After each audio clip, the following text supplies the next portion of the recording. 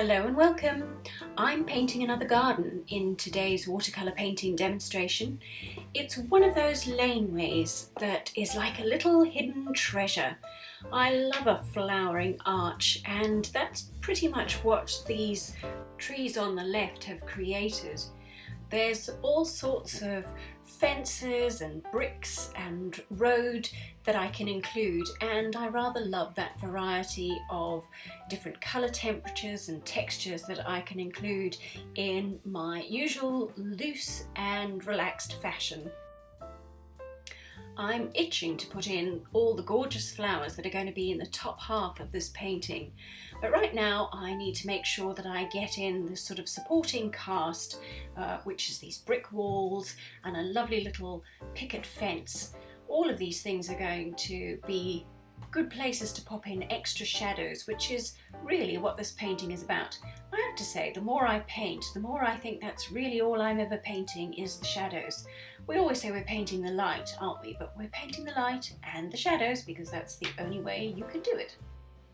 I'm trying to make sure that I'm putting in enough of the lovely golden yellow lights and also the lavender, the pale purples and pinks that will be the light sections in those plants, because those are the bits that are going to contrast beautifully with the shadows that will come right at the very end.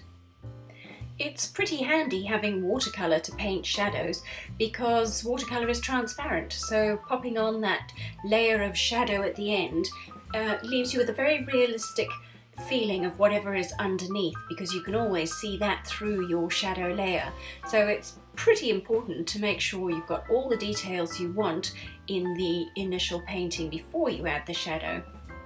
Now, speaking of details, there are always an awful lot of those in any garden scene, I think. So many different colours and textures to get your head around.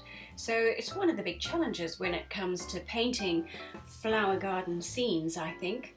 And in fact, I've got another video, if that's something that might interest you, on how to go about simplifying a complex scene like a garden.